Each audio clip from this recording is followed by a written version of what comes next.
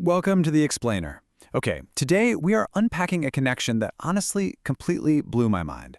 Imagine, if you will, three things that seem to have absolutely nothing in common. We've got Abraham Maslow's famous hierarchy of needs, the ancient Eastern philosophy of the Bhagavad Gita, and the intense, high-stakes biomechanics of an Olympic pole vaulter. I know, it sounds like a totally bizarre combination, right?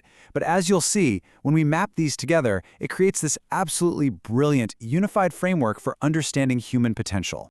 So here's our game plan for today. 1. The athlete in the field. 2. Thomas, rest and basic needs. 3. Rajas, action and the run. 4. Sattva, wisdom in the vault. And finally, 5. Letting go of the pole. We're going to literally trace the sequential phases of an Olympic jump to wrap our heads around these massive concepts. We'll start with the setup, move through rest, action, and wisdom, and then reach the heart-stopping climax, letting go of the pole. All right, kicking things off with Section 1, the athlete and the field. Before anyone even attempts a world record jump, we really have to look at the fundamental setup of our stadium. We need to ask a very basic, yet incredibly profound question. Who is actually performing this cosmic jump? To answer that, the Bhagavad Gita introduces a crucial distinction between kshetra and kshetraja. On one side, you have the kshetra, which is the field. This includes all the physical tools, the athlete's body, the fiberglass pole, the runway itself. But on the other side is the kshetraja, the knower of the field. This is pure consciousness. The physical tools, they're just instruments. Think about it for a second. Your body, the tools you use at work, your entire environment, all of that is just your kshetra.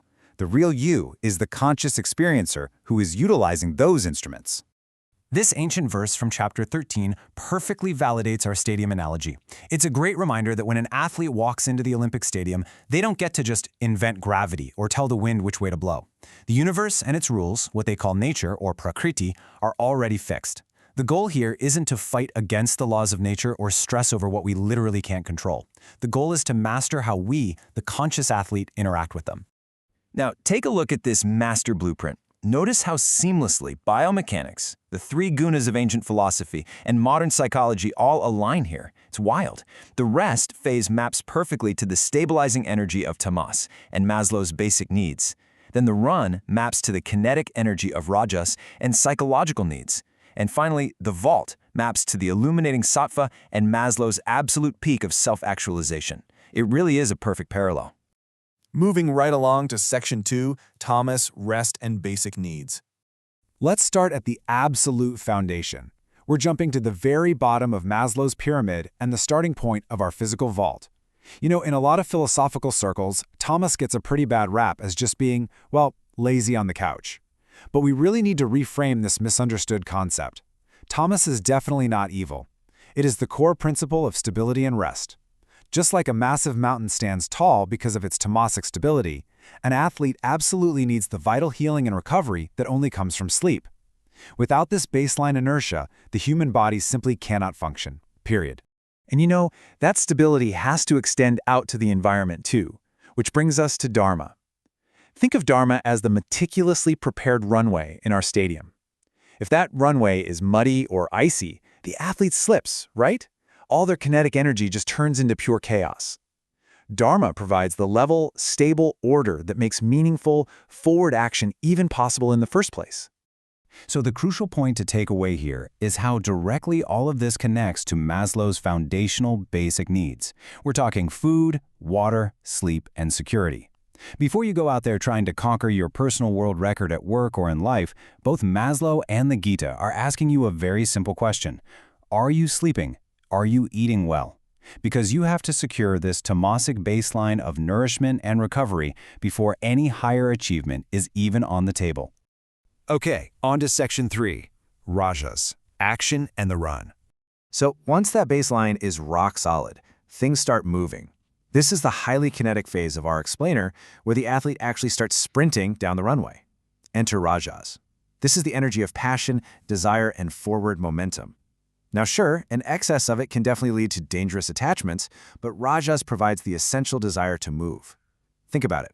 Without this fiery, kinetic drive, there are no arts, no civilization, zero ambition, and certainly no pole vault.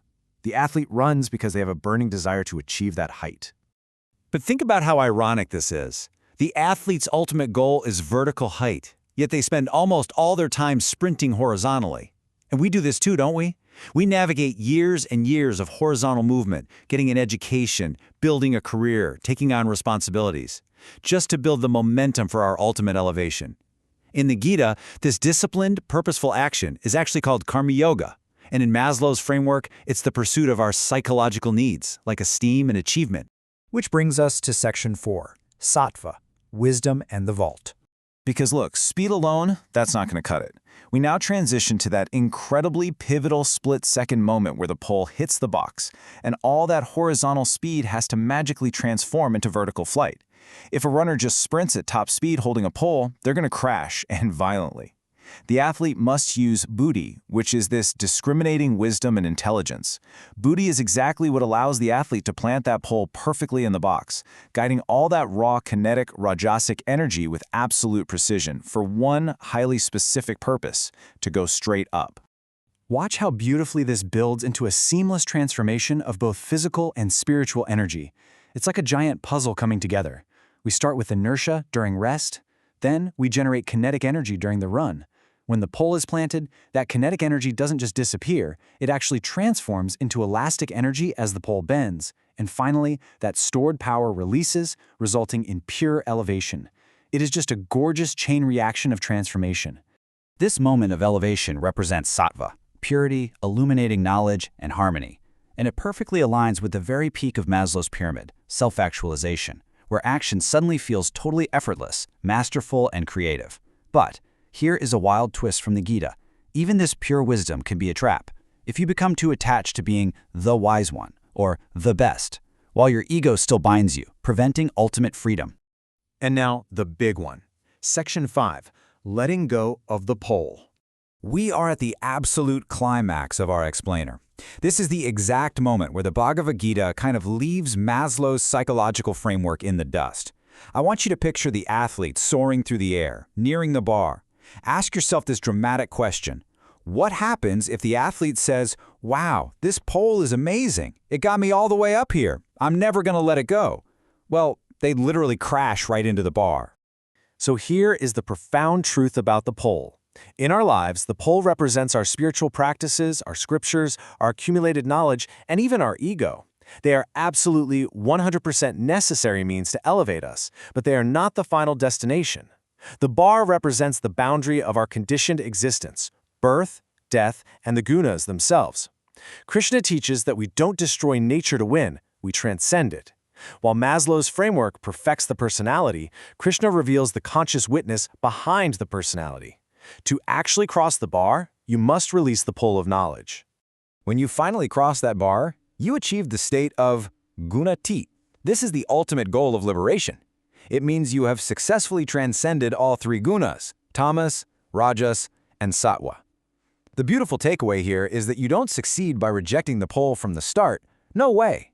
You succeed by accepting it, fully utilizing it, and knowing exactly the right microsecond to let it go. It's all about timing.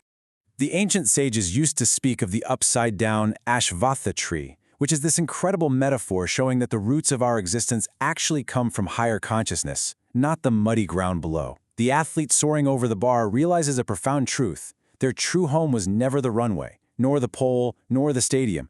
The soul belongs to supreme reality, completely untouched by the changing world of gravity and mechanics. Which really brings us to the ultimate question for your own life. You have been running so hard and you have built such a beautiful pole of knowledge, but when the moment comes, will you have the courage to let it go? Dhanyavad, the seeker, and muchas gracias.